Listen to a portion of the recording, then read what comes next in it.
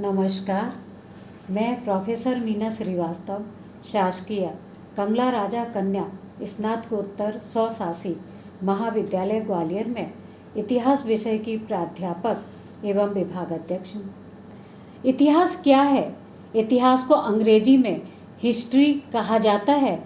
History शब्द का उद्गम ग्रीक शब्द हिस्टोरिया से हुआ, जिसका अर्थ है वास्तविक रूप से क्या घटित हुआ।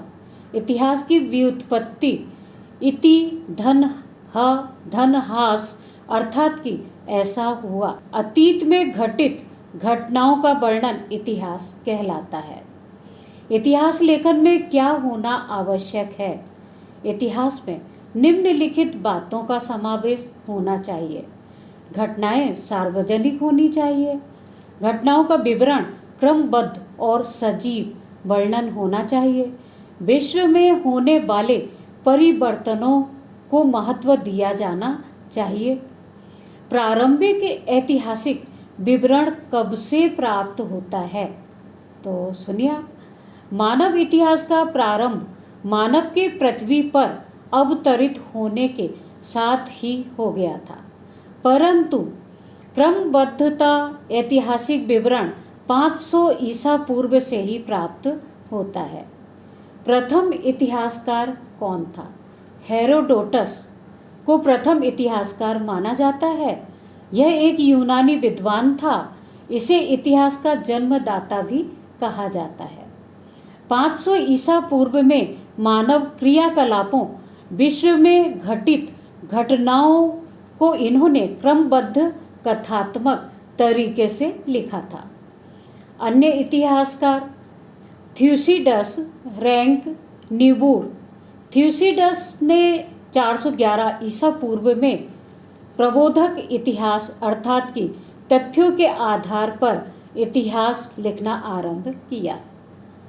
रैंक ने 19वीं शताब्दी में 1824 ईस्वी में यथार्थता के आधार पर वैज्ञानिक इतिहास की रचना की थी। यह एक जर्मन इतिहासकार था। निबूर जर्मन विद्वान थे। इन्होंने वैज्ञानिक इतिहास अर्थात कि साइंटिफिक हिस्ट्री की रचना की। इन्होंने रोम के इतिहास की रचना की थी। चलिए अब हम देखते हैं इतिहास की प्रकृति अथवा स्वरूप। वाल्मीकि कृत रामायण, वेद व्यास कृत महाभारत हमें प्राचीन कालीन पद्यमय साहित्यिक रचनाओं के रूप में वाल्मीकि कृत रामायण और वेद व्यास कृत महाभारत प्राप्त होती हैं। इसके अतिरिक्त तत्कालीन राजाओं की प्रशंसा हेतु चारण भाटों ने और भी प्राचीन एवं मध्यकालीन साहित्यिक ग्रंथ लिखे। यद्यपि इन ग्रंथों को ऐतिहासिक दृष्टि से नहीं लिखा गया था, परंतु फिर भी ये महत्वपूर्ण है क्योंकि इनमें ऐतिहासिक घटनाएं हमें प्राप्त होती हैं। अब हम देखते हैं इतिहासकारों के मत को। गार्नर का मत है कि विज्ञान उस क्रमबद्ध ज्ञान को कहते हैं जो समुचित निरीक्षण, प्रयोग, अध्ययन और वर्गीकरण के द्वारा उपलब्ध हो। बीडी घाटे को हम सुनते हैं, उन्होंने क्या कहा है? इन कथाओं या ऐतिहासिक महाकाव्य का मुख्य ध्येय जनता का मनोरंजन करना, सेना को प्रोत्साहित करना तथा उन्हें उनके गौरवशाली अतीत का ज्ञान कराना था। लेखक सत्यपूर्ण तथ्यों की खोज करने का कभी भी प्रयत्न नहीं करते थे। मानव महत्व को बढ़ाने के लिए अति मानव का चित्रण किया जाता था। वैज्ञानिक इतिहास का जन्म।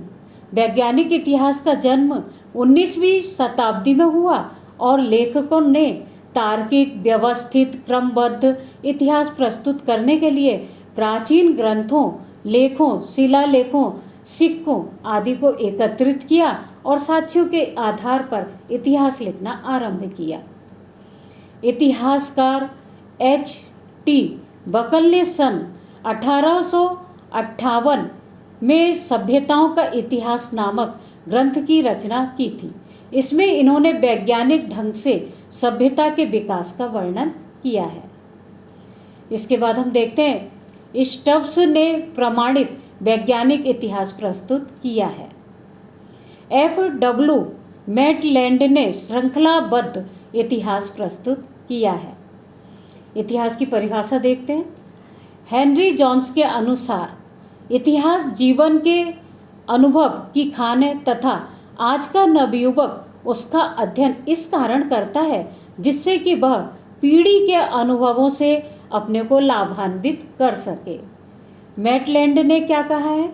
इतिहास वह है जो मानव ने कहा तथा किया है तथा इससे भी ऊपर वह है जो मानव ने सोचा है। Sir Charles Firth. इतिहास समाज में मानव के जीवन तथा समाज में होने वाले सभी प्रकार के परिवर्तनों को, समाज के कार्यों को निश्चित करने वाले विचारों का और फिर उन भौतिक दशाओं का जिन्होंने की उसकी प्रगति में सहायता की एक लेखा है। बी.डी. घाटे ने कहा है कि इतिहास मानव जाति के सुसभ्य पूर्ण का एक वैज्ञानिक लेखा जोखा है। रैप्सन ने कहा है कि इतिहास घटनाओं का या जागृत विचारों का क्रमबद्ध या संबंधित विवरण है। डॉक्टर सर्वपल्ली राधाकृष्णन के अनुसार इतिहास राष्ट्र की स्मरण शक्ति है। अब हम देखेंगे इतिहास के क्षेत्र को। इतिहास ने अतीतकालीन घटनाओं के आधार पर इतिहास के क्षेत्र का वर्गीकरण किया है जो कि इस प्रकार से है। राजनीतिक इतिहास। राजनीतिक संस्थाएं समाज का रंगमंच है जहां महापुरुष अपने कार्यों को प्रदर्शित करते हैं। सम्राट अशोक, शिवाजी, महाराणा प्रताप, महात्मा गांधी, जवाहरलाल नेहरू आदि अनेकों महापुरुषों की उपलब्धियों का प्रदर्शन राजनीतिक मंच पर हुआ है। 20वीं शताब्दी के अंत में इतिहासकारों ने अनुभव किया कि महापुरुषों की जीवनी के साथ ही सर्वसाधारण मानव समाज के योगदान का अध्ययन आवश्यक है। अब हम देखते हैं संवैधानिक इतिहास को। विद्वानों ने इतिहास के क्षेत्र में संवैधानिक इतिहास को भी सम्मिलित किया है। हेलन, कार्निवाल, लेविस, असेकीन तथा मैटलैंड ने संवैधानिक इतिहास लिखकर इतिहास क्षेत्र को विकसित करने में महत्वपूर्ण भूमिका अदा की है। आर्थिक इतिहास।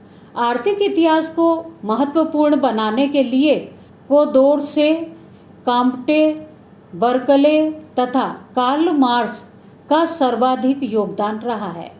कार्ल मार्क्स के द्वारा इतिहास की आर्थिक व्याख्या ने अनेक इतिहासकारों को इस विषय पर सोचने के लिए मजबूर कर दिया है। आर्थिक इतिहास के अंतर्गत आजीविका के साधन, कृषि, यातायात के साधन, उद्योग, व्यापार आदि विषयों का अध्ययन होता है। सामाजिक इतिहास। सामाजिक इतिहास के अंतर्गत मानवीय व्यवहार के सामान्य नियमों का अध्ययन किया जाता है। गृहस्थ जीवन, श्रमिकों की दशा, प्रकृति के प्रति मानवीय दृष्टिकोण, सांस्कृतिक जीवन तथा सामान्य परिस्थितियों में उत्पन्न धर्म, साहित्य, संगीत, वास्तुकला, शिक्षा तथा साहित्य का अध्ययन इसके अंतर्गत किया जाता है। राजनयिक इतिहास।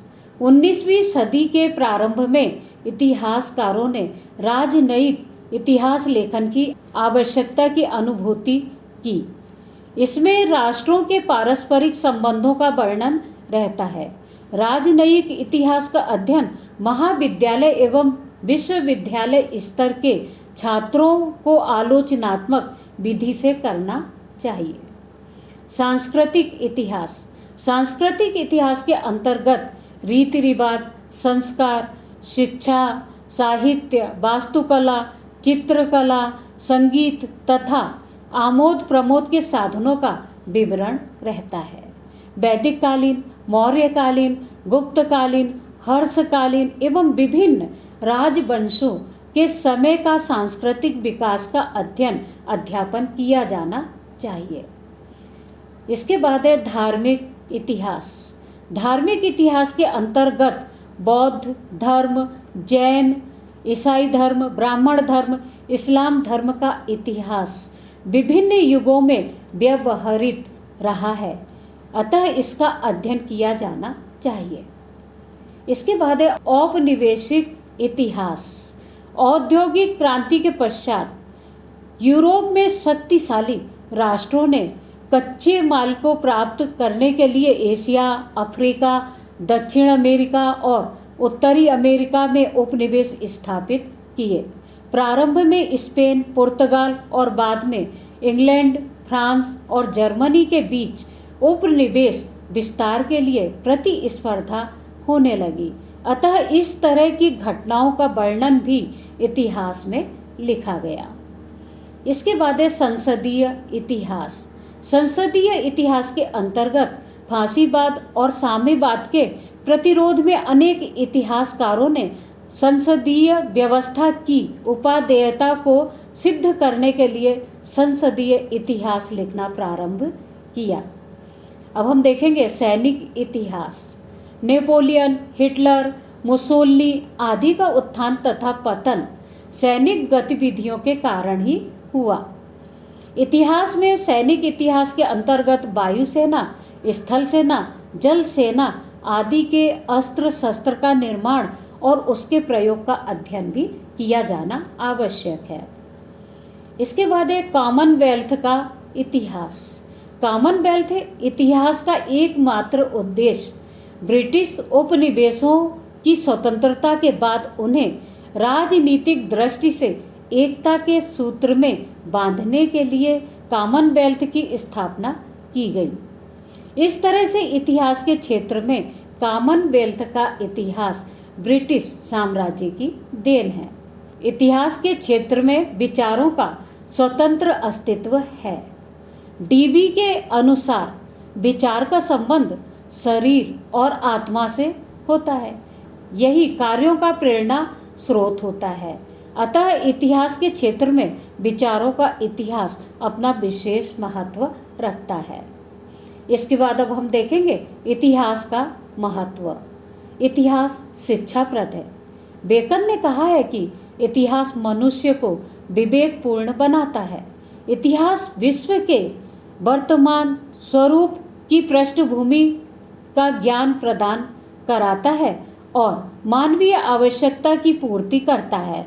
अतः इतिहास शिक्षाप्रद होता है। यही कारण है कि अनेक शासकों का और आदर्श मानवों का इतिहास जानना हम सभी के लिए आवश्यक है। इसके बाद हम देखेंगे मानवीय समाज का ज्ञान। इतिहास हमें मानवीय समाज का ज्ञान प्रदान करता है।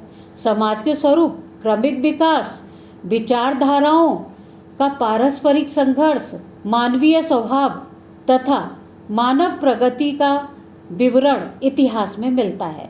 इतिहास के बिना हम समाज को समझ नहीं सकते हैं।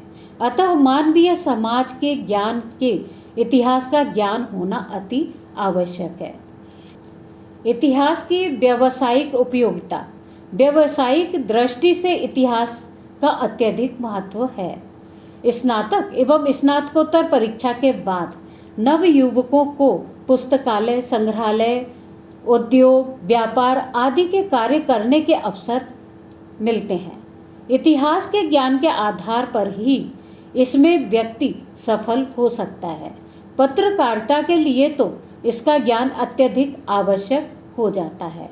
प्रशासनिक सेवाओं में भी इतिहास के ज्ञान की आवश्यकता होती है, क्योंकि इसके माध्यम से प्रशासन सामाजिक तथा मानवीय समस्याओं को समझने में विद्यार्थी और मानव सक्षम होता है। सेवाओं की उपयोगिता। विदेश मंत्रालय के सचिवों, उच्च अधिकारियों एवं विदेश मंत्री के लिए इतिहास का ज्ञान आवश्यक है। सीमा युद्ध एवं अन्य युद्धों को समझने के लिए इतिहास का ज्ञान होना आवश्यक है। इसके अतिरिक्त विश्व की मूलभूत समस्याओं को समझने के लिए भी इतिहास का ज्ञान होना अति आवश्यक है। इतिहास मनोरंजन का साधन। इतिहास मानवीय साधनों एवं उपलब्धियों की कहानी के रूप में मनोरंजन का एक साधन है। यूनानी ऐतिहासिक साहित्य का विकास स्थानीय गीतों से ही हुआ है। इतिहास मुख्यतः काव्यात्मक है। यह एक महान काव्य की भांति है जिसका न आरंभ है और न ही अंत। डेविड ह्यूम के अनुसार इतिहास उपन्यास से भी अधिक रोचक है। मनोरंजन हेतु अनेक सैलानी देश विदेश में ऐतिहासिक भ्रमण के लिए भी जाते हैं, अतः इतिहास का अध्ययन आवश्यक है। और शैक्षणिक उपयोगिता, शिक्षा की दृष्टि से भी इतिहास अत्यंत उपयोगी है। इतिहास ज्ञान के अभाव में दूसरे द्वार बंद रहेंगे। इतिहास सामाजिक विज्ञान की आधारशिला है। यह हमारी भावनाओं तथा प्रेरणा का स्रोत है। इतिहास से यह शिक्षा मिलती है कि अपनी रुचि के महापुरुषों के सद्गुणों को अपनाया जाए और देश के उत्थान में सहयोग प्रदान किया जाए। अब अंतिम है मूल्यांकन एवं निष्कर्ष। इतिहास के समक्ष पहलुओं को समझने के उपरांत यह मूल्यांकन करते हुए निष्कर्ष रूप से कहा जा सकता है कि किसी भी देश के विकास, मानव के उत्थान में इतिहास का अपना एक विशिष्ट स्थान रहता है। इतिहास की बीती घटनाओं से मनुष्य प्रेरणा प्राप्त करता है। एक सुनिश्चित कार्य प्रणाली की सफलता में अपना सहयोग प्रदान भी वह कर सकता है। धन्यवाद।